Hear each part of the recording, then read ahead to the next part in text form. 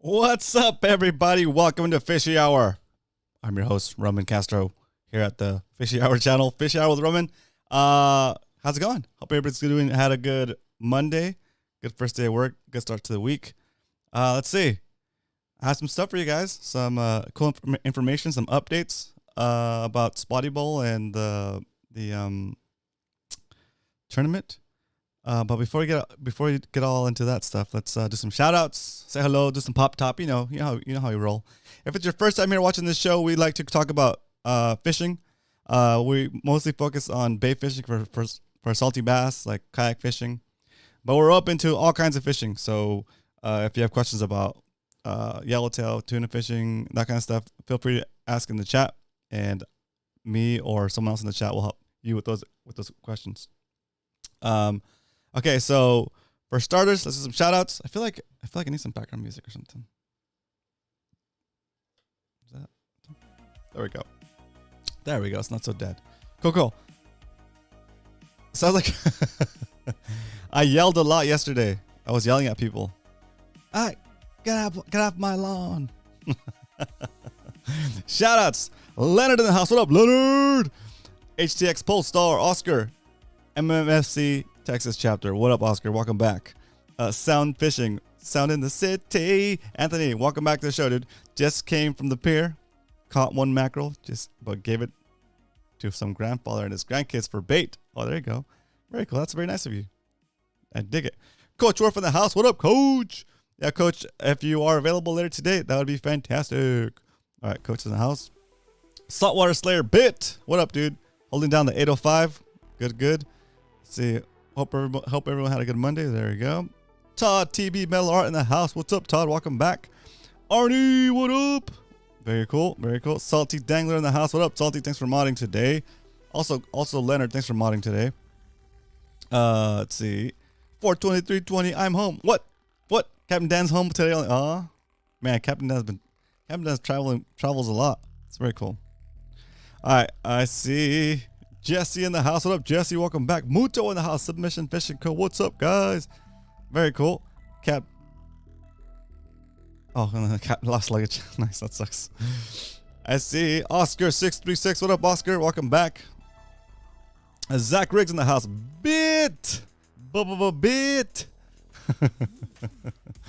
Roman results not until Wednesday, just in case. All right, perfect. That's fine.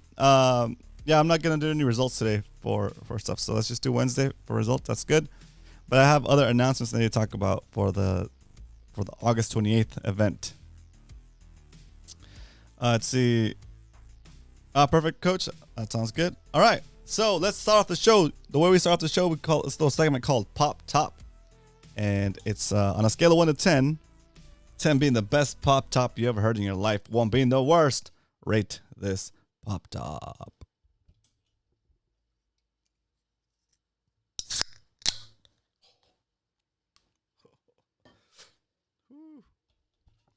I gotta clean that monitor off now. Dang. Splash zone right here. Splash zone.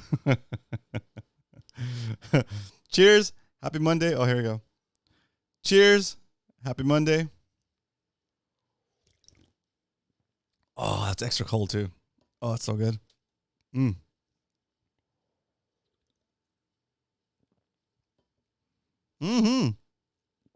Wow. Okay. That's good. I dig it.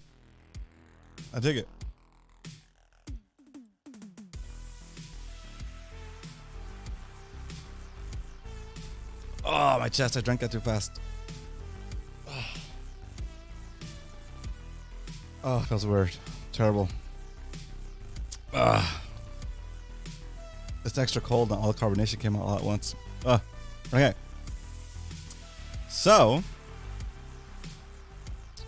if you bought a food voucher the last couple of weeks, all that should have been refunded to you by, was it Wednesday night or Thursday morning? So if you haven't had your refund by now, do reach out to me, because I'm pretty sure I got all of them.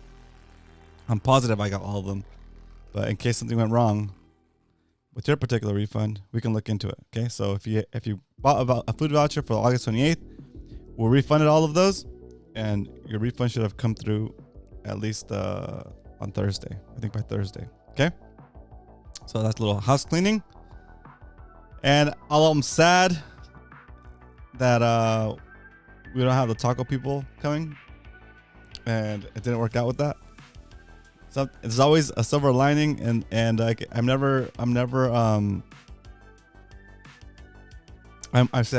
always blown away by like the community we have built here, and just the willingness of people to see that what we're trying to build here, and volunteer and go above and beyond what is required. Just like for me, I'm happy to just have anybody here, right? For me, I'm happy just to have you here sitting there watching. That's enough, right? But some of you guys go like above and beyond with the Patreon stuff, and this is not a Patreon pitch, by the way. And some of you guys go above and beyond in other ways, and like who I'm talking about in this point is who I'm talking about in this case is Chuck. So my teammate for Locks to Be Afraid of, he hit up Eric and told him that he'd basically not cater it, but like he'll be serving food. So Chuck is gonna be serving food for our event, and I think he's in the restaurant. Correct me if I'm wrong, Eric. I think Chuck's in the restaurant business, right, or in that industry. So it's not. So so I think it'll be like a great food, and he's basically gonna cook for us, okay? And the crazy part is that we're not out of pocket in that. So as far as like us having to come up with money to pay for that, right? So he's volunteering that and the food, but we're gonna do a donation jar. So if you eat and you want to pitch in towards helping Chuck cover the costs of getting the food and setting it up for us, that way it's right there, it's cash, it's on the fly, and if you decide to do it right then and there, it's there. If not, it'll be there, whatever. Okay. So that's right, he's a chef on the Mustang. That's right, that's what it is. Salty, thank you for clearing that up. He's a cook on the Mustang. That's awesome. So yeah, so he's used to the volume, he's used to the volume of cooking. So that's very cool, very cool. So I'm super excited, and again, I'm super just grateful that he's doing this for us. And just make sure you let him know that you appreciate him when you see him August 28th, okay? And it'll be great. That'd be great. So I mean, it's just I'm still like mind blown, you know, because that's like, yeah, like, anyway, it's pretty crazy. It's awesome. It's awesome. It's crazy in a good way. All right, cool. And then this is like a very I think a very positive show, I guess, or I'm feeling super positive. I'm feeling very like appreciated in the community as like not myself necessarily, but like the stuff that we're trying to accomplish, right? Like the positivity in the community, the camaraderie in fishing, and just having a place where you can hang out, learn about fishing, and not get beat up, right? That's always been my thing. Don't get beat up over it, right? So, like I understand that there's other clubs in town and out of town that fish on skiffs, that fish from shore, that fish from float tubes, that fish from stand-up paddleboards. There's Yak Ninjas, there's like DFA, there's Small Boat Club. There's all these clubs, right? And the coolest thing about I think the club scene, or like the fishing scene that we have here in San Diego right now, is that we have it's not even a rivalry, I guess you could say. It's more like just a group of people you fish with, and everybody kind of encourages each other. Like I don't see any beef between the groups. Do you guys know what I mean? I don't see any beef between the group. And on top of that, a lot of us like are even members of multiple groups, right? And it's just like, it's fun. It's just like cool to rep stuff, and it's awesome. And so we have a lot of DFA guys in here. We have like Roger in here. We have Aaron in here, right? Casting Queen is also in DFA, right? So a lot of times the groups will just kind of mix up, and that's perfect. To the point where, like, I think what it comes down to is the appeal of the message. The appeal of the message is of course that we encourage each other. We encourage each other to become better fishermen, and also to kind of like take care of our resource, right? Take care of our fish, our fishing resource. And so, like, a while back when we were talking about this kind of stuff, and I made a just a call out to anybody who was interested in donating something to our event, for our donations, right, for raffle to cover expenses. And somebody took that as like, you know what, I'm not a company, I'm not a vendor or something. I'm not trying to sell something. I'm just a guy that appreciates what we're doing, right? And he took it upon himself to put together a package and donate it to us for the raffle we're doing on August 28th at the award ceremony, right? So, and this first I'm talking about is Roger Stern over at DFA. He's a brother from another mother with Aaron, and awesome dude. He put together a pretty cool package with some feedback and suggestions from Roger and a couple other guys in the club, in their group, and he put together a pretty good bag of stuff. I'm gonna show you the stuff in the bag real quick, and it might take a couple minutes, but just bear with me, guys. It's I think it's a very cool idea, and a very cool thing for somebody to just kind of like come up with and just decide, you know, go for it. I'm just gonna do it. You know, it's not a, so it's a good amount of stuff in here, right? So this will be one of the packages we'll be raffling off on August 28th. It's got the bag is included, right? For it's like a little kit bag. Some mesh in the back, so it's not waterproof, but you can still see what's inside. It's got a little surf pointer. Boom. All right. Is that hook coming out? Oh shoot. It's not used, it's new, but just the adhesive came off the back there a little bit. We got a Whisper 127 SY slow sinking jerk bait. All right. So all this is going to be in one package. We have an assortment of local bait makers, and I'll have all the information for all these different baits maybe by Wednesday. I forgot to ask Roger for that. Just little baits everywhere. Lots of cool. It's a very cool, like, I would consider it's like a very great, like a nice starter kit. Yeah. Gives a lot of options to fish. Brian will be happy about this one. Let's see. Oh yeah, I'm happy about this one. Procure Calico cocktail. There you go. Some live bait hooks. That's just there's a lot of stuff in here. There's some Phoenix jig heads, weedless.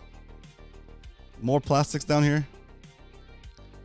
And I thought it was such a cool thing to do, such a generous thing to do. Again, he's not recruiting, he's not representing anything. He just thought it would be cool to like support and throw that in there. So I'm excited. Roger, if you're watching, thank you so much for doing that. It was awesome. And the cool thing was I got to go meet him in person. I picked up the bag from him, and we got to meet up and talk for a little bit. It's pretty cool. It's crazy how, like, you know these people by their face, but I've never really heard Roger's voice before. So it's cool to see what he actually sounded like and meet him in person, I guess, interact in person. So that was pretty cool. Also, on top of that, I'm telling you guys, this has been a crazy, it just like started happening. Like at first it was like, oh man, we're not getting donations. And all of a sudden it's like, okay, donations are coming in. This is fantastic. Okay, so and I'm sorry I've been missing chat, guys. So if I'm I'll go back to the chat if I need to, but it looks like we're all on the same page. Very cool. All right. Yeah, the Ghost Shrimp Pro Cure is very good, Leonard. I love that one. The Ghost Shrimp is my favorite. But that one, Calico Cocktails, so it's pretty good too. I usually buy the like the like the 8-ounce bottle. I think it's 8 ounce or 4 ounce. I buy the big one. It looks like it's like it looks like it's a cartoon. So on top of that, guys, these are just some of the things that I've collected, or that people have reached out and said that they're gonna donate. I have more stuff coming in maybe tomorrow that I'm not gonna mention yet because I'm not sure what it is yet. So maybe I'll do an update on the donation pile on Wednesday with Brian. But for now, I know there's at least one other thing coming in, and that is coming from another generous person to the group with his time and with donations. Arnie, actually. Arnie sent in. I was gonna bring in a very cool item. I mean, for those of you guys that don't have a fillet knife yet, this would be a perfect item to try to get at the raffle. He's donating an Anza knife, ANZA knife, an Anza knife, and I'm gonna try to bring it up on my phone, but it's a little bit blurry. I'm just gonna hold it up to the camera. It's basically like a nice little fillet knife with a leather sheath. It's legit. Arnie, what's this? And guys, we're gonna have Arnie on in a little bit, because not only did Arnie donate this cool knife to the raffle, but he also volunteered to run our casting competition. And I think out of everybody in the chat, Arnie's got the most experience with running casting competitions, because he does it for the live when Let's Talk Hookup goes to like a dealership or whatever, or they do like a live cast, he'll usually run their casting competitions. So definitely knows what he's doing. Got some experience. We're gonna have some rigs set up, and before I start talking a little bit more about that, I'm just gonna have Arnie call in when he's ready, and we'll go over a little bit about the knife and how he's gonna run the casting competition, so you guys have an idea of how the casting competition is gonna happen. You guys can start practicing, and I'm not sure if that knife is gonna be the prize for the casting competition yet. We're gonna wait for everything to come in, and then we'll divvy it up whichever way makes the most sense. And it's gonna be fun. It's gonna be awesome. So Arnie, I'm gonna give you a call. I hope you're ready. Yeah, Arnie's already calling me. Perfect. You get him on. Oh, I missed your call, Arnie. I'll call you back.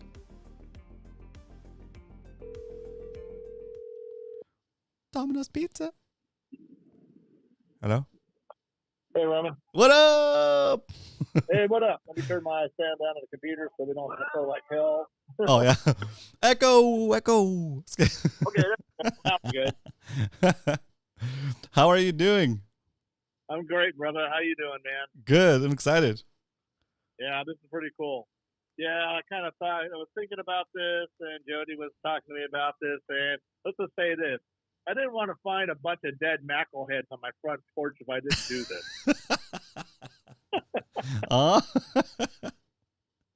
So yeah, well, that's cool. But yeah, I'm happy to do this.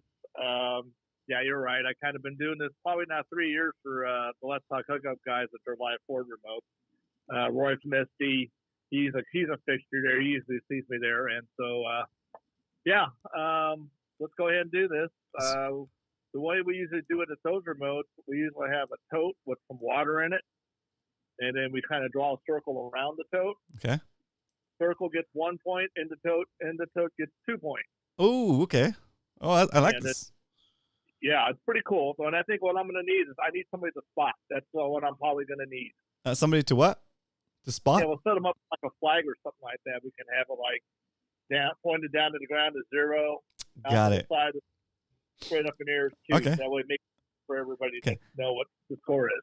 Perfect. So, Cal, I think you mentioned you might want to volunteer for something at the event. If you want to be a spotter, that means that you'll be downrange, jigs or something flying at you, and and then you'll get to see it. You'll get to flag it out if it's a 0, a 1, or a 2. If you're interested in that, let me know. If not, then I'll ask for you guys in the chat to think about it, and then we'll get somebody ready for Arnie. That'd be awesome. Yeah, cool. That'd be cool, Cal, if you can do that. That'd be great. But also, I sent Roman a picture of a couple other things. I got some editions of the surf fishing book by Bill Varney Jr. Oh, you're doing this too? Very nice. Yeah, those I'll give a couple of those. Bill, I was talking to him this year. He's moved to Colorado. He used to live in Seal Beach area, and he used to come down to San Diego, do a couple clinics here in Carlsbad at Carlsbad State Beach. He did some at Bolsa Chica. He did some up north, Carpinteria. That's the book right there, guys. Nice. Very cool. Since he's moved to Colorado, he did one at Bolsa Chica this year, and that's going to be the only one. He already did it, and that was like a combination coastal beach cleanup and surf fish clinic. Oh, that's cool. Hopefully somebody down the road maybe will pick up the banner, and we can have them down here. Those are fun. I like the coastal the beach cleanups. I've been thinking about doing one as a group. That'd be fantastic. But like, I mean, with Spotty Ball, it's taken up all the time. But I think that's an order. That's something that we need to do too. Yeah, I think we should. So yeah, guys, I'm happy to help out.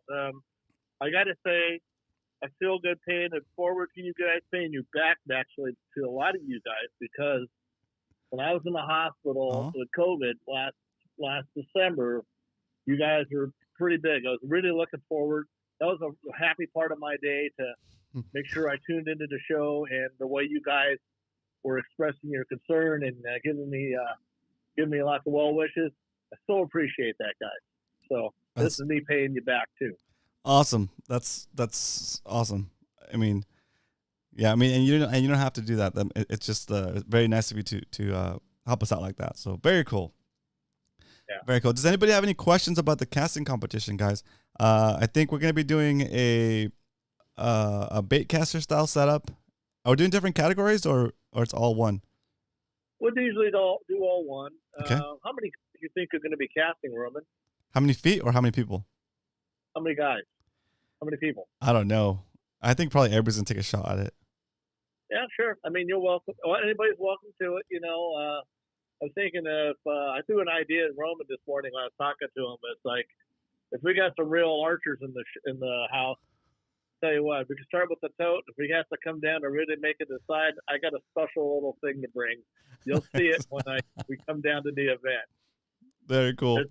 Hey, if you can hit this, you're damn good. Yeah. Oh man, that's so good. Perfect. Yeah, I mean it's gonna be fun.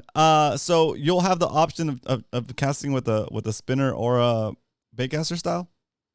Yeah, but I'll bring like a Torn 20 HG on a 8-foot rod. I got an SLX sitting here next by me here. Okay. Somebody can bring a spinning setup. That would probably be cool, because all my spinning stuff is small trout stuff. Okay, how big of a spinning setup do we need? Well, I mean, probably something that you guys would use in the bay would be perfect. Okay, so like a 2500. I'll bring something like that. Yeah, I mean, yeah, we're not gonna this thing at 100 yards. Yeah, of course, yeah. I think, yeah. Okay, so there you go, guys. So you'll get to choose what setup you want to cast with. Do they get any practice runs? Yeah, basically, the way we do it at the live remote for Let's Talk Hookup, because we had so many guys show up, we had to cut it down to 3 casts. 1 would count as a practice, and 2 are the ones that count. Okay. So best 2 out of 3. Okay. We got 40 guys there. Yeah, that's a lot. We got time. We can do 3 out of 4 if you want to do it that way, you guys. Yeah. It's kind of up to you guys.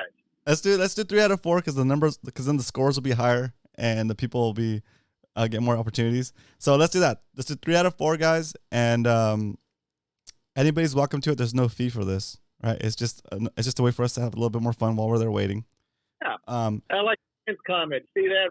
Bring a Coke can for Target. These guys are pros. Cut the top off a Coke can. That's awesome. And then so there you go, guys. So it's gonna be a fun one. So we got it's shaping up. We got food. Well, most importantly, we got the people. We got people coming. People showing up. Secondly, we have food. We have a casting contest, right, for prizes or prize. I don't know if it's prizes or prize yet. We're getting donations for the raffle, and we're not trying to make money here. Like I'm not trying to pocket any money. Just to be clear, I'm not trying to pocket any money here. Any excess funds that get made during this event that go beyond the cost of rental, the cost of paying the city to rent the space, I'm gonna cover or try to cover whatever Chuck can't cover from the tips. So it'll go towards that. If there's anything above and beyond that, we'll let you guys know how much it is, and then we'll use it towards like something fun with the group. So it's not something that's gonna get pocketed. Okay. Anything else? No, that sounds good. See if anybody has any questions in the chat. It looks good. Nope, looks good. No questions so far. Okay, cool. Yeah. No, I think we're doing this on land, right, guys? Yeah, on land, yeah. But you have to cast sitting down. Oh, I'm just kidding. Just kidding. The freaking Hobie kayak is put it on the grass. Right, put the Hobie chair on the grass, and you have to cast sitting down. Oh, that would mess up Brian's aim right there. Yeah. That's so funny. Or are you trying to say Brian's at a disadvantage? Yeah. We'll make Brian cast sitting down. So funny. Cool. Well, Arnie, thanks again for all this like flood of awesomeness. So like the donations, the time, and helping us out. So thank you so much. You're very welcome, Very guys. grateful. Glad to do it. Awesome. Cool. All right, Arnie. All right, let's take out Arnie with a round of applause from the live studio audience. Thanks for calling, Arnie, and we'll see you there August 28th. And if you need to update me with anything or have any questions, you have my number now. So let's keep me in touch. Cool. Cool. All right, you bet. All right, Arnie. Have a good night. I'll see you in the Good show. night. Woo. All right. Oh, yeah. Woo. That was awesome. Super cool. So yeah, so I'm like I'm extra happy today because it seems like it's coming together. It's working out. So we got the casting contest sorted out. We got the details. We got the donations. Okay, good. All right. That leaves us with just enough time to do the local San Diego fishing reports with Coach, and talk about the hottest thing that's happening here in San Diego so far, with fishing, what to expect, what happened last week, and what to expect coming up this week. So let's see if we can get Coach up here. Coach, let me know in the chat if you're ready, and I will. Let me just turn on my Discord because he might already be calling, and I'm over here slacking. So my voice is kind of messed up and stressed out because I was a part of a wedding yesterday, and congratulations to my friend Art. He got married finally after being rescheduled like 4 times. We're supposed to do this wedding before COVID hit, and his wedding got postponed and postponed and postponed and postponed. It finally happened yesterday, but on Saturday I had a rehearsal for a couple of hours. And then on yesterday we had that they did the actual wedding, and everything was fine. Everything went through. That was like probably my most, probably one of the biggest social gatherings I've been to since COVID started. So I was a little bit worried, but I mean I'm fully vaccinated, so I'm not that worried about it. And as you can tell, we're all sitting. It was all pretty much outdoors. But with the music going on and stuff, you're talking extra loud. So that's why my voice sounds a little, little late night radio DJ voice. All right, I think Coach is on. I can stop talking. Coach. Oh, and then also Cal just confirmed he's in for being the spotter at the casting competition. All right, man, it's working out. Woo! It's working out. All right, Coach, I see you. I'm going to connect to the stream. Let's go. Hey, Coach, can you hear me? How about now? I can hear you. Oh, I can hear you now. There you go. I can hear you, yeah. All right. Very cool. All right, so let me put this back here. Boom. Full screen. And coming to us live from Coach's studio, it's Coach Worf. Coming in with a live round of applause from the live studio audience. Woo. How goes it, Roman? How There you go. Good. How was your weekend? Kind of up against it right now, but I'll make it through like usual, as near as I know. Oh, man. I got some medical stuff and some stuff with the angry Mexican too, so Huh? we'll see how it. So far, so good. So I'll far, say so good. All right, let's do this. Nothing too terrible, but I appreciate any good thoughts anyone sends my way. Sending them. Cool. All right, so I have the Scripps Institute tide charts up. Institution Wharf Tide Charts. Yep, this is courtesy of saltwatertides.com. These tides are absolutely lousy for what I do. They don't really start turning for me until looks like Wednesday. Really is my first day of a good shot at anything worthwhile. Heading into the weekend, though, we got those sharking tides laying up. So anybody who's interested in going out and catching the man who never stops smiling, your opportunity's coming towards this weekend. We have a full moon heading into early next week, something we're probably going to be talking about or moaning about, depending on which way it works for the sport fleets over the weekend, Roman. And otherwise, the inshore is the inshore. But I've heard about a decent bass bite shaping up. I've seen some numbers put up here and there, showing some really encouraging stuff. Looks like some pelagic rays are moving into the bays for those of you who like to fight the mud marlin's meaner, nasty, uglier, and more vicious cousin, and more man-killing cousin. Always be careful with those, of course. But for those of you who are into that sort of thing, definitely the right time. We ready to go to tent break, Roman? Oh, yeah. So here's our tent break. Looks a whole different world from last week. This is a 3-day SST. We got plenty of warm water laying off here, 72, 73, almost 74 in some spots, like, out here north of the 182.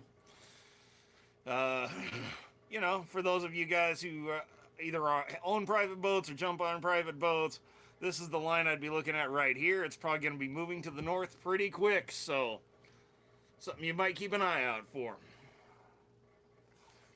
Very nice. If my understanding is right, most of the patties are down this way still. 302, 230, 371, 425, and points farther southwest towards the 421 and the Pinnacles. The grade of yellowtail has not been huge, but they've been decent. Most of them seem to be running 6 to 15, 18 pounds off the patties out there, so... Definitely a fun bite when you can get into it. And the patties, there's a smattering of Dorado around. There's a few yellowfin tuna being caught. Bluefin have been pushed out, supposedly. I haven't seen too much reliable information about those. Perfect. So once again, we're going to look at our local bathymetry here. So there's the ridge, 9 mile banks over here towards San Diego. If you want to zoom in real quick, you can, Roman, but I am going to be talking about some other stuff. All right, go for it. Been a few yellowtail around the islands, and I heard that one 12-pack boat or 10-pack boat, something like that, out of up north, got into an absolutely stellar lingcod bite. They caught a boat limit of lingcod for these guys, and they were all over 20 pounds, supposedly, at Santa Barbara. Wow. That's awesome. I heard about it. I can't confirm it. In some interesting freshwater news, a 10-pound bass was caught in the Imperial Valley. Oh, what? Over the week. Yeah, somebody caught one that was like 10 pounds 7 or something. Oh. I think I know the spot, but I am not about to say it. Those guys, the guys that hunt the big bass out there are pretty secretive. I wouldn't want to blow up the bite they've been working on for a while. Definitely wasn't the Salton Sea. Yeah, it definitely wasn't in the Salton Sea. Although some of the areas around the Salton Sea still have good fish, the sea itself is long dead. Yeah. Here's one of your favorite maps, Roman, and you can see we got nice warm water pushing up.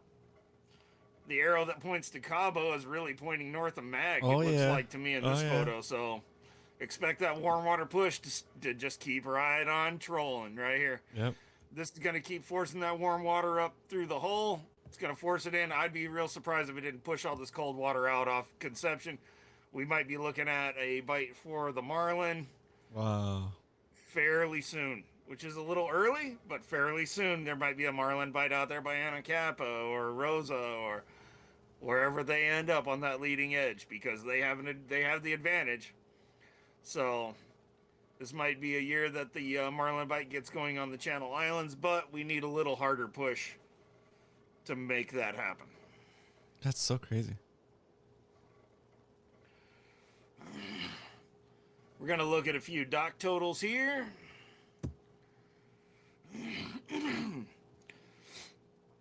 Lots of yellowtail with a few Dorado in the mix. A couple bluefin here and there for the boats in the know about where they are. Again, it's just yellowtail, Dorado with quite a few bonito mixed in, a few bluefin, and decent inshore action on a mix of rockfish, sand bass, calicos, whitefish. Whatever boat this is that got into the sheephead pretty good. They did pretty all right for themselves. Up north, by the way, this is off of sportfishingreport.com. Perfect. And Cuda, calicos, whitefish up north, bonito, quite a few. There's been a few yellowtail out at the islands. There's been a smattering of bluefin being caught here and there. One of the boats out of 22nd Street in LA caught 17, it looks like. So, of course, up north, rockfish and whitefish, barracuda are the name of the game right now, with a few bonito and a few, couple yellows and occasional lings mixed in. But, yeah, even Sencal's coughing up some really nice pelagics right now. That's awesome. That's super good. Little piece of personal news, Roman. Do you remember if you and I talked about about my panfish spot being invaded by somebody throwing a bass in there? Oh, yeah, I do. Well, the results of that are up on my channel in my last video. It's got almost 2,000 views, so if you want to check out what the interloper we talked about looked like, it's over there on my channel. You caught him? 17 full glorious seconds of your life wasted, Roman. Oh, man. That's awesome. Yes, I did catch him. I did catch him on the weightless robo, as I believe I mentioned in the show last week. And I got some fly fishing guys onto some fish. I caught a few fish, and I caught that guy and got him out of there. So Nice. Things have returned to normal for one of my little creek mud hole fishing spots in the middle of the city. We will see how it goes from here. I bet you the bluegill and green sunfish that are left are going to be huge this winter. So I'm looking forward to that. Less food competition. That's funny. Yeah, well, if he ate, depending on how many 3 to 4 inchers he ate, Yeah. that's gonna alleviate the load on the rest of them. It's just gonna be like, well, the same thing happened at Lake Barrett, right? Where you have all these bass that get thrown back over and over. So they put the immense population pressure on the bluegill. So the bluegill that are left are all like 1.5 pounds. Nice. Very nice. I know I have a book out here somewhere. I don't know what I did with it though. Oh, I see. They're coming back to you. But Boom. if there's any questions in the chat, let me know. If you got anything in specific you want to ask me about, I might know it, I might not. There's a question. Are there any fish left at Salton Sea? Only on the margins. Mm. The main part of the sea is now dead. Crazy. It Is it just salty? It just got too saline. Okay. I believe that the last of the main Salton Sea tilapia, which were their own hybrid, actually, it was some hybrid of Mozambique, red, and blue tilapia, if I'm not mistaken. Don't quote me on this. It was some non-sterile hybrid of those 3 types of tilapia that somehow made it in the Salton Sea and reproduced until the very end in there. Wow. I still catch blue tilapia out there, and I catch some hybrid tilapia, and I do catch some red belly tilapia, but I don't catch the Salton Sea hybrid tilapia anymore. So there are fish there, I guess. There are fish there, but not in the main body of the sea. Got it. You have to go somewhere where a drain dumps into the sea, and then there's a bunch of tilapia and other stuff in there. Yeah. Okay, that makes sense. Crazy. But you won't find in the main body of the sea. There's no tilapia left. Yeah. I mean, I know that the people up there don't believe it, but I remain convinced that the corvina are long gone. The sargos have been gone for a long time now. Those white croakers that were some of the best corvina bait of all time, they've been gone a long time now. When I was a kid, I lucked out and I went fishing there with my uncles on their boat, and we caught some corvina that were nearly 4 feet long. Wow, that's crazy. It was absolute insanity. I'd never seen fishing like that in my life before then. Yeah. Do you think that's anyway? That's crazy. Cool. All right. Well, let's hit us with the coach's book recommendation of the week. Uh-oh. I don't know Top that shelf. this is really a recommendation, but if you're into some crazy crap, you might want to read this. It's called World's End. It's by Jo DeVinge. And she wrote a novel, I assume she wrote a novel called The Snow Queen, which I read a number of years ago now. But this is World's End. And essentially it's a mix of time travel and sci-fi, but it's time travel based on sci-fi. Okay. For me, like when they include time travel in like books or like movies, it kind of kills it for me though, because like once you add the time travel factor, it's like, okay, well, whatever happened, it could be undone. It's like, oh, okay, that's lame. Well, yes and no, but basically this time, Except for Back to the Future, that's cool. so a lot like Back to the Future, right? Your ability to travel great distances relies on your manipulation of time, right? Right. Okay. Yep. So, if let's say there was some random event that caused something that makes those time fluctuations possible happened in the real world instead of in subspace or whatever to get you from place to place. Right. That can have some really strange effects, and you might never really figure out what's going on until that's interesting. the right person just happens to stumble on the thing and figure out what in the devil is going on, because you're not going to understand the effects of the thing that I'm trying to like explain it, but it's absolute craziness. But yeah, definitely some adult concepts in this book. I mean, I would say your average mid-teenager could read it just fine. Yep. And definitely some interesting scientific principles involved in the manipulation of time and why you would want to do that for interspace travel. Interesting. Cool. All right. Well, there you go. I'd say it's a solid 3.5 max out of 5. Boom. Awesome. Extra filtered. All right, guys. I need a little extra on El Cajon's finest here. Go check out Coach's latest short video over at Wharf TV, as he finally caught that largemouth, or that bass has been plaguing this hole. Oh, I mean, plaguing his fishing hole. When you see this fishing hole, you'll be all, why would anyone throw a bass in there? I mean, it makes no sense. Like, it's literally smaller than my garage. Oh, that's and funny. Somebody threw like a 2 1/4 or so pound bass in there. That's funny. That's so one of those funny. face palm moments where you're like, why would you do this? That's funny. Could you not see 6 weeks down the road? That's funny. Cool.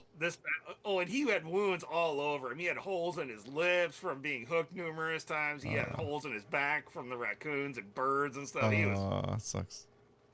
That sucks. Cool. All right, well, there you go, guys. Wharf TV. Go check him out. Give him a subscribe if you haven't already, and check out his latest shorts on there. Very cool. Coach, thanks so much for helping us to this segment. I will see you. Yeah, you betcha, Roman. If anyone has any specific questions, hit us up in Discord. Hit me up. Type it somewhere. Hit me up on SD Fish. If you get to me on SD Fish, I will find you.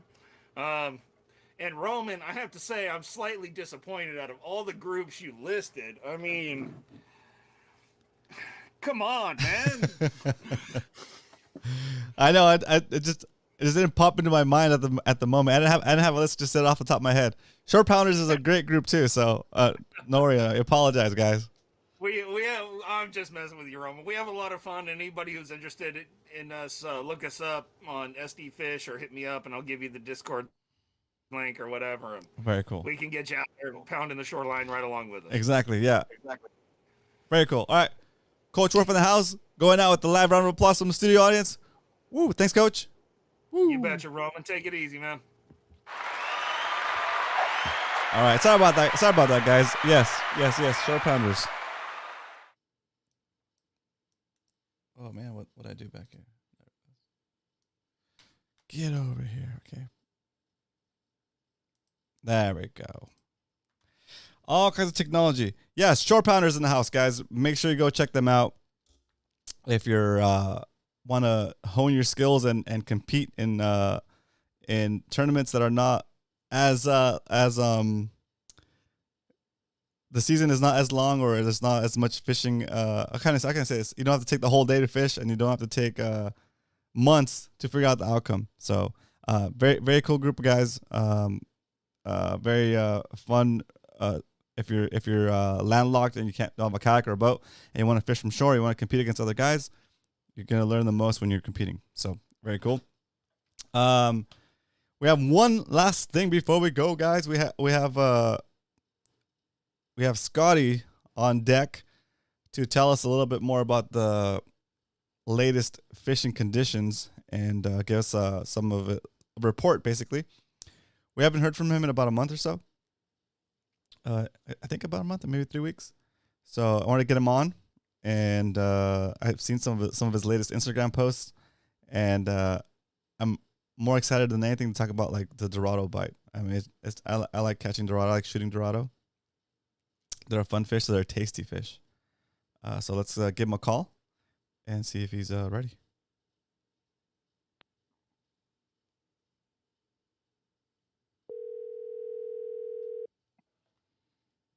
Good evening, Roman. What up? You're so formal, dude. Wow. Yep. Just finished dinner here. You called right on time, right? Just as I was wiping my mouth. Oh wow, nice. Hello, everybody. Welcome, man. It's good to have you. How you been? Yeah. Busy. Yeah. Busy. Boats are always needing something. We had a lower unit on us go out. I don't know, maybe 3 or 4 weeks ago on the 2320. Oh wow! We just had a fuel pump go out on us on the 2310, and middle of the season, both boats are running close to every day.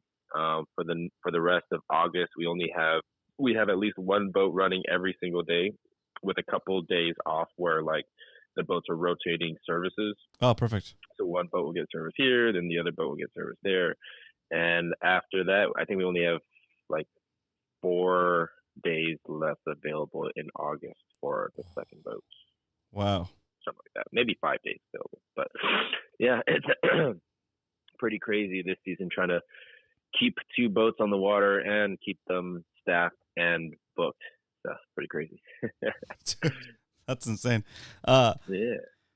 But it's good to see that like you got your second boat, it's in the water, it's working. You know, you're expanding. Yeah. That's perfect. Yeah. And then got a good core guys, great captains, local guys. Really, the 3 of the 4 captains that we're using are born and raised San Diego. Oh, cool. You know, they've been down here. They've fished down here. They're just born and raised San Diego. Yeah, they know they know they know the water, they know the scene. Right, and they know the community too, so they have a network of guys to work with in addition to. And then one of the other guys, Mike, he's although he wasn't born here, he's been here for the last 20 or so years, and he has a good understanding. And then he also even fly fishing. He got into some loaded kelp last week on Friday that he was actually able to hook some on the fly, so that was fun. Oh, that's awesome. Yeah. That's crazy. So, yeah. So let's talk about fishing, dude. So I'm watching your feed, and like, I know Yellowtail are around and stuff, but like, I want to talk about Dorado, dude. Yeah, there you go. Yeah, that's exactly what we're going to be talking about here, because it's kind of interesting. What I've noticed over like the last like 2 months, is because I don't know if anybody else has been able to pay attention to it, but we've had some really flat, calm weather, like for weeks at a time. Earlier this season, all we had was wind all the time. Ugh, more wind. Ugh, when is this wind going to let up? And then, as of recently, it's like, hey, where's the wind? It's flat, calm. And don't get me wrong, like when the fish are up and foaming, oh, it's beautiful when it's flat, calm. You can ride out to the zone. They're already feeding on the bait anyways, so they're gonna show themselves, and you can fish them pretty nice in nice conditions. However, when you're kelp patty fishing, I found that just after a stretch of calm, windy weather, so like calm wind conditions where it's basically no wind at all, absolutely horrid trying to find kelps. And so with the Southern California bite, the Channel Islands, Catalina, San Clemente, that's where the majority of our kelp comes down. Or if anybody's ever driven up north, and then also seeing just the massive kelp beds along the Central California coastline. You just see them from Pacific Coast Highway when you're driving. Wow. You just see massive kelp beds. And like when there's rough swells and wind, and the water's churning and moving around, it's breaking that kelp off. And guess where that kelp's coming down? It's coming down to our bite, our region down here. Off of the islands, because kelp can only grow in about 50 to 80 feet of water, maybe sometimes even 40 feet of water. Because like if it's any shallower than that, then the constant wave will not let the kelp, settle into any rocks, or it could be sand, Right. So like if it's well, actually, I guess like there's like rocks in much shallower, maybe even down to like 20 or 30 feet. But then any deeper than 80, then the sunlight can't get down. Right. So the kelp has to be attached to rock. But so like last week, like midweek to about Friday, it was pretty easy to find kelps. We were limiting out on Yellowtail and Dorado, and then come Saturday, it was like a complete switch. It was just very difficult to find kelps. And sometimes depending on how fast the currents are moving, I've say we found a kelp that just was jugged, and we just kept fishing it. I've seen kelps move 1 to 2 miles an hour. Yeah. So they can definitely move. And so say if 1 to 2 miles an hour, let's just say on the low side, 1 mile an hour, over a day they're gonna move 24, 25 miles. That's What true. I mean? So Yeah. if there's a stretch of days where there wasn't as much wind, therefore not as much swell, not as much water churning up and breaking off these kelps off of our islands and our central coastline, then I've kind of seen it now that like it's very tough to find kelps offshore. Very, very tough. Even with having a driving station up top and stabilizing binoculars and trying to follow the breaks, because the other thing after that is the kelps are following the breaks. Yeah. So when there's a current break, so temp break, chlorophyll break, there's basically two currents pushing up against each other. They get stuck in that. So where these two, exactly, the kelps get along that break, because the kelps are really just susceptible to wherever the water is going to push them. The wind really doesn't push them too much. It's definitely more so the currents. However, sometimes, for at least the surface water, the winds can prevail in moving the current, or even the kelp if the patty is large enough to catch that much wind, which most of the time, really can't catch that much surface wind, but nonetheless. That's cool. So as of the current report that I got from my captain today, so I was not on the water today. What? So one of our boats went out with Captain Travis, and the second boat, it broke down yesterday. I drove back from Vegas yesterday. I saw Usher with my wife. Ooh. That was amazing. Fully recommend it for anybody who wants to go try to see Usher in December. There you go. Usher still got it. And then so I had to bring down my trailer, call a towboat, and get the boat out of the slip onto the trailer. And we figured out it's a fuel pump. Ordered a fuel pump from the East Coast, had it overnighted. Kind of paid a little more than I should have, but I need it. So yeah. I So- mean, But yeah, I just got off the horn here with my captain a little bit earlier, and he said, of course, everybody's heard about, the yellowtail bite happening at, quote, the Coronado Islands, which, it's between the Coronado Islands and the rock pile. There's definitely fish in both zones. I've seen guys getting fish from, in tight with the islands and to general spots, just anywhere on any given day that you would fish the islands, you would check your general spots. So of course, either point of either, major island, North Island or South Island, Pukey Point or the south side of North Island or middle grounds. And then, of course, around the South Island, also kind of like middle grounds, the Ribbon Kelp and then the Lighthouse, SKR and the rock pile. Those are pretty much, more or less the general places that you would want to look to see for a signal of yellowtail. And he said, there's still yellowtail biting there. They got a handful, but then there's quite a bit of boat traffic because of it's everybody, the word's gone out, everybody knows about it. And they're like, we got time. Let's go look up for some patties. And nice. So the patties offshore did not hold any yellowtail for them, but they got into Dorado as well. That's cool. So just the closer banks. So there's like a ring of banks around the islands, and there's 1, 2, 3, 4, 5. There's 5 banks, well 6 more or less, within 10 miles of the islands. And if you look at your temp charts, actually, to be honest, he told me about 2 of those banks that he checked out. He got, limited Dorado. Dang, But dude. after, just getting a handful of yellowtail at either the islands or the rock pile. But yeah, if anybody going out there, it's just like there's plenty of fish out there. Kind of plan out a game plan, and if you want to hit the islands and then hit any one of those 6 banks within 10 to 12 miles from the islands, it bit good today. So yeah. That's perfect, dude. Man, it's cool watching you progress, dude. It's like it's very cool. We bought a 2820. Oh, wait, a third boat? Yeah, we bought a third boat. What? This just in, breaking news. Dang, dude, that's awesome. We bought a 28 Parker. It doesn't really need new motors, but since it's going to be our tool, it's going to be, probably our flagship. Yep. Yeah, we're going to put brand new motors on it, I'm pretty sure. The motors it's got on it, power heads seem to be fine, but the midsection is how do you say, tough steering, very tight steering. Okay. So the midsection is probably messed up at least one of the motors, and then the previous owner, so the single owner, at some point had left the lower units down, sitting in the water for a long time. So we're not really trusting the lower units very much. Yeah. So it's a single owner boat.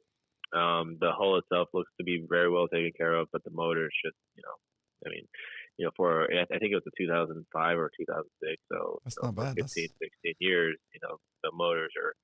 They're on their way out. So it looks like we're going to be able to trade in the motors that it currently has, and then just put on brand new motors. Oh, okay. That way we're going to know exactly where we're at. And that's what we did with the 2320, our first boat. Yeah. And it was the best thing because we barely had any issues until we just had the lower unit give out. Right.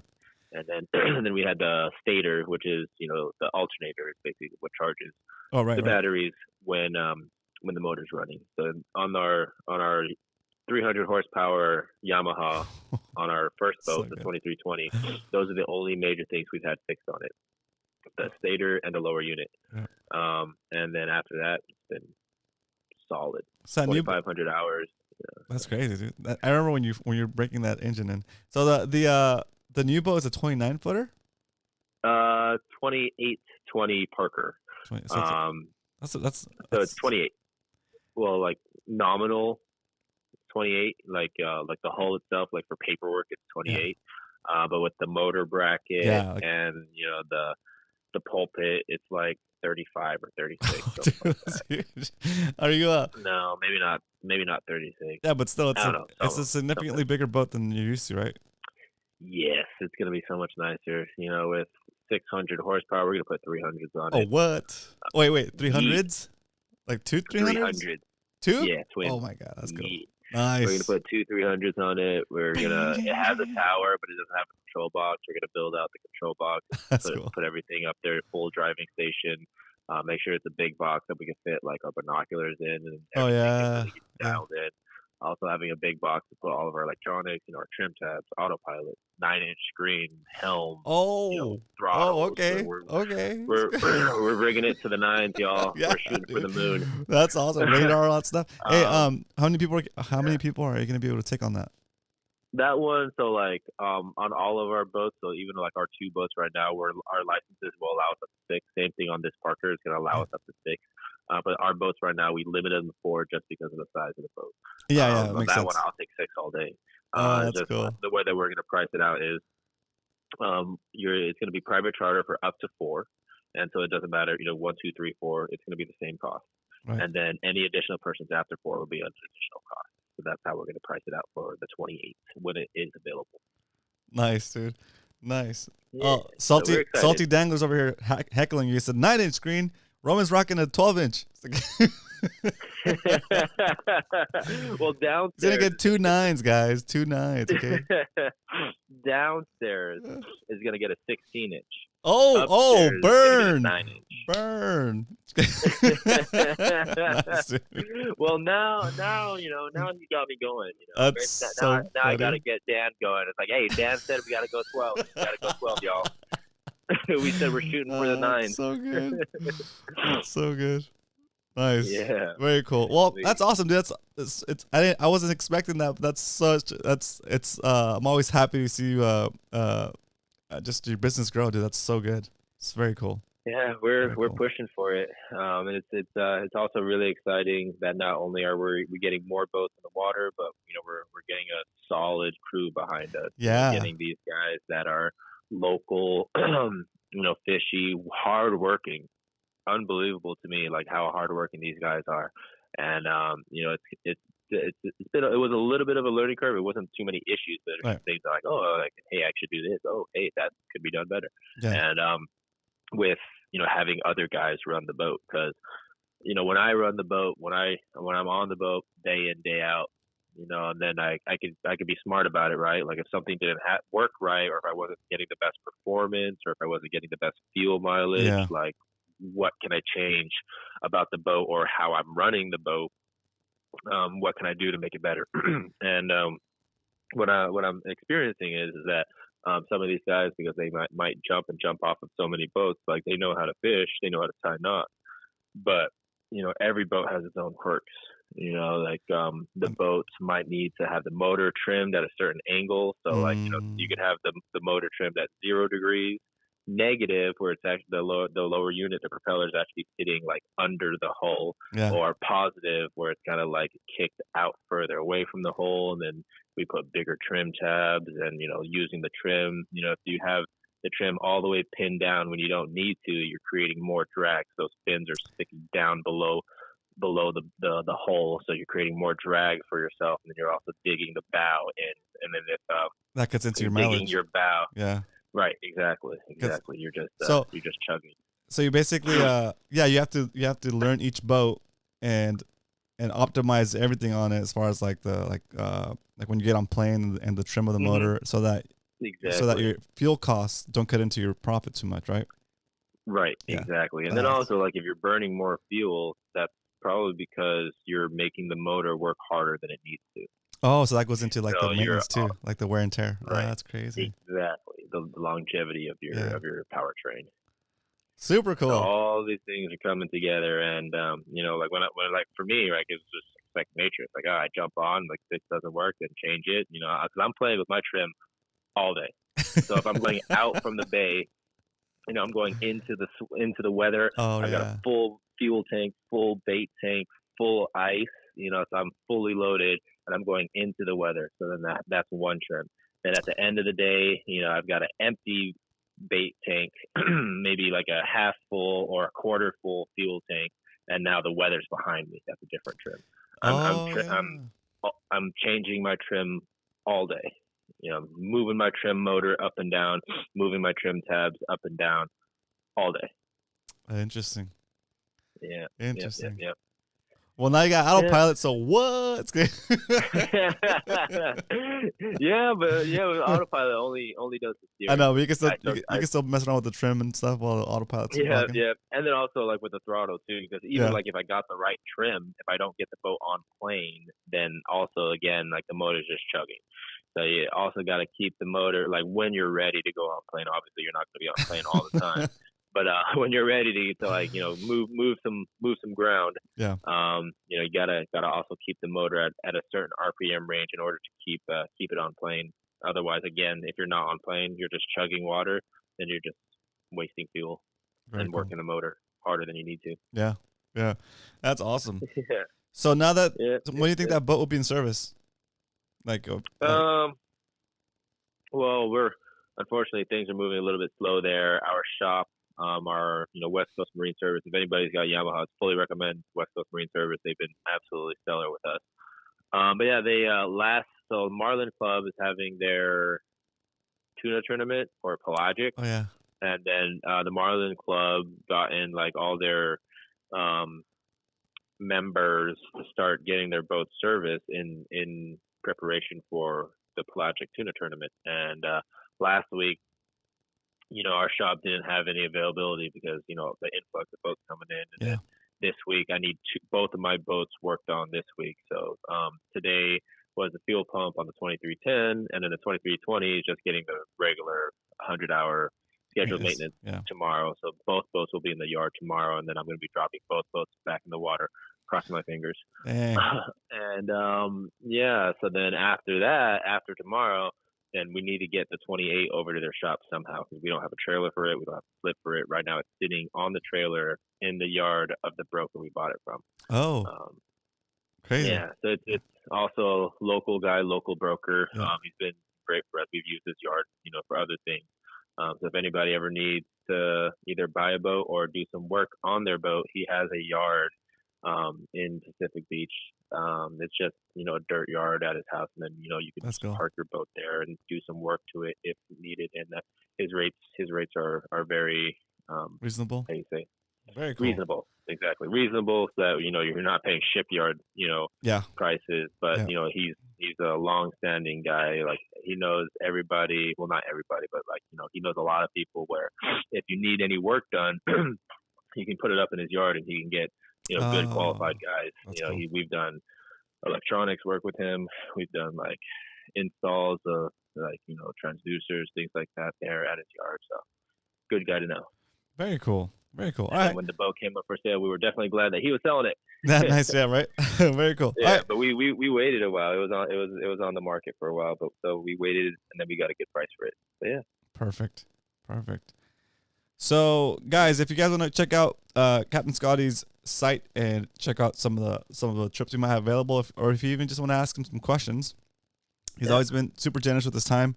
He's super busy trying to get 3 boats running, but he somehow finds the time to answer the phone himself and walk you through what the process is of booking a charter with him.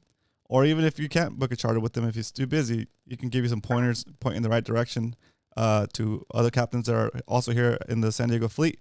Or if you just want to know what to bring on a charter, like what to fish, what baits, what reels, what that kind of stuff. So hit him up because you can find his contact information at brothersportfishing.com.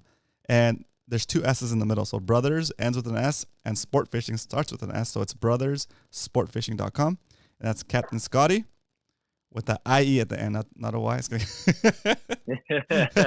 And once again, Scotty, thank you so much for taking the time to hang out with us for a little bit and give us a good feel for like the fishing scene here in San Diego. Of course, yeah. And then exactly like Roman said, just wanna reiterate it that if anybody wants to just like chat on the phone, more than available to. I know some guys have reached out from your network, Roman, Oh, cool. to talk with me. It's great. Keep them coming, guys. And then also, I was at Costco the other day, and I saw someone wearing a Mad Max T-shirt. I was like, "Oh, what? Hey, you listen to Roman? Hey, you know Roman? Come over here." That's awesome. Yeah, that was cool. It was just like I was just standing in line for the cashier, and I saw Mad Max. I'm like, hey, hold up. That's awesome. That was cool. That's cool. Nice. Do you know who it was? Do you remember who it was? Oh gosh, to be honest, I can't Who remember his name. Who ran into Scotty at Costco, bros? If he's listening right now, that's so funny. Like, Scotty, that little guy, that's good. Remember. So funny. No, I don't remember his name, but it was cool. Like he was stoked, he was happy. He was like, yeah, man, I've been watching and listening to Roman, and I've heard you on Roman's show also, so he's definitely an active member. That's awesome. But and then I don't quite remember his name though. So hey, if you have any I'm really mad at that. Also, if you have any brother sport fishing shirts, dude, I'll pick up a couple from you so we can donate. We can raffle them off at the. Oh, dude, yes, sure. Yeah. What's anybody in the comments put like some sizes so that Just whatever let's do it. Most common sizes. XL. You guys. XL if you have it. There you go. Or XL. Anything All above right, an XL or above XL. Yeah, perfect. Sorry guys, it's the most common order right now is the XL. So if you're not XL, don't put your ticket in that bucket. Very cool. Yeah, I definitely got some XLs available. I'll make sure to see what I've got. We'll take an XL or a double XL, and we'll figure it out. We'll figure it out. Yeah, but very cool. We'll do both. Very cool. Yeah, I'll cover those. Right. I'll cover those, so no worries. So very cool. All right. All right, so you do the work in getting the community involved. I'll front the shirts. It's all good. Very cool. Oh, that's awesome. Woo! Thank you. Thanks, Scotty. Sorry, I didn't mean to put you on the spot too. I just realized that. What a jerk. Anyway. Hey, if people would be willing to wear my stuff out in the street, just like how I saw your Mad Max in Costco, I'm down. Right? That could have been you, dude, bro. Yeah. Okay. I know. Seriously, I should have been like, "Yo, you wear my Mad Max? Damn, brother." No. I don't want to take that from you, Roman. That's so funny, dude. Oh, jeez. Nice. Cool. All right, then. Well, there you go, guys. Once again, Scotty, thanks for the report and being just an awesome member of our community as well. So thank you for that. Yeah. Well, no, actually, maybe one last thing that I wanted to add about that patty fishing between like Dorado and Yellowtail, between the islands and the patties. Sorry if I'm holding you guys back a little bit longer, but really quickly, I just want to throw this in too. So because we had like a little bit where like there was lesser winds, and so we weren't seeing as many of the bigger patties, Friday and onward. What I've noticed is that Dorado will stick to like the smallest thing out there. Yeah. When the Dorado are out there, like even if you see like a small, tiny little scrap of kelp, there could be a big school of Dorado on it. Whereas Yellowtail, not so much. If it's not at least a decent size. There have been a few times where like on even like a really small piece of kelp, I've had at least like a decent size of Yellowtail, a school of Yellowtail, but only at least being able to pick off like 2 or 3 Yellowtail off of it.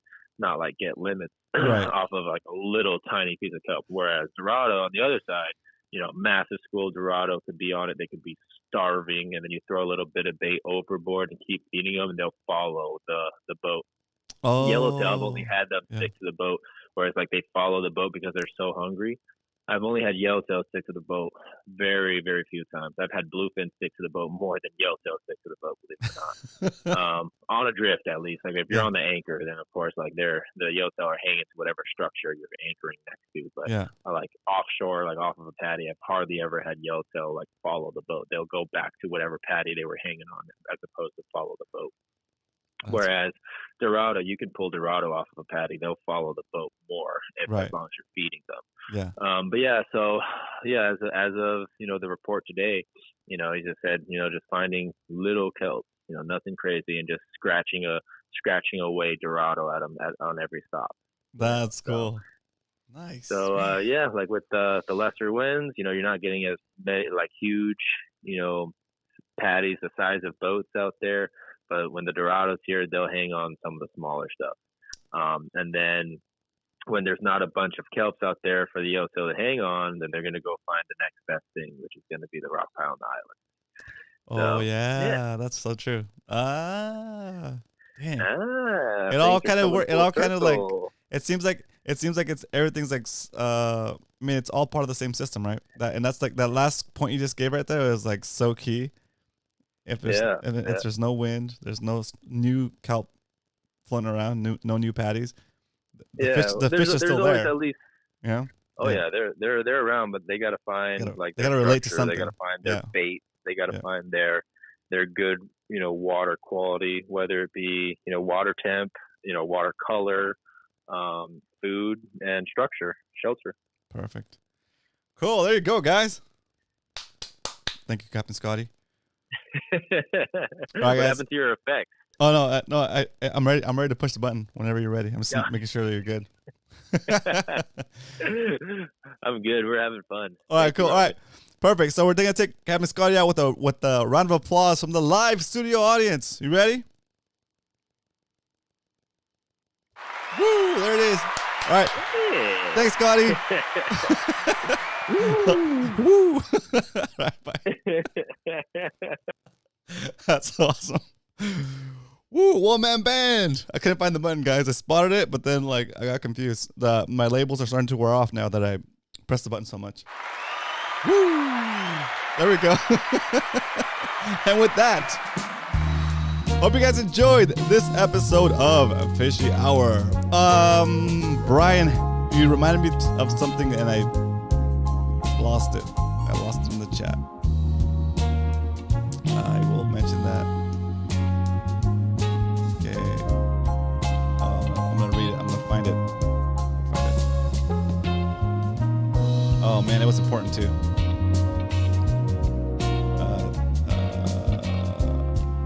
If you remember what it was, Brian, type it back in. It was a reminder to mention something. I'm spacing on it, dude.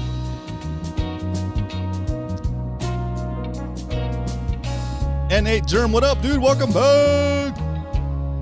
Dario in the house. Leonard, Zach Riggs, Work TV. H. Sarah, dude, nice to see you back here. Very cool. Oh yes, IGFA guy's gonna be here. I think his name is Zach. IGFA. He'll be here on Wednesday. We can ask him all our IGFA related questions. It's gonna be awesome. What up, Ralph? Ralph in the house. Roy, what's up, Roy? Cal, thanks again for helping us with that casting contest. That's gonna be super cool. Arnie in the house. Thanks again, Arnie. Spotty Bowl results on Wednesday. That is correct. And guess what? This time, I will know what the results are, and Brian has to wait. So, yeah.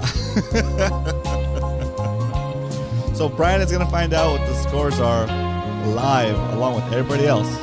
So I took him off of the Discord server as an admin so that he couldn't see any scores, and now he's only Eric knows, and then Eric will let me know. Okay, it's gonna be fun. So I'll see you guys on Wednesday.